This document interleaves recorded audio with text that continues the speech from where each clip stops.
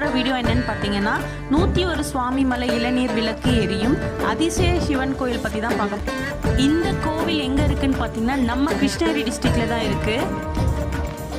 கிருஷ்ணகிரியிலேருந்து அஞ்சட்டியிலேருந்து 20 கிலோமீட்டரில் உரிகம் போகிற வழியில் இந்த கோயில் இருக்குது.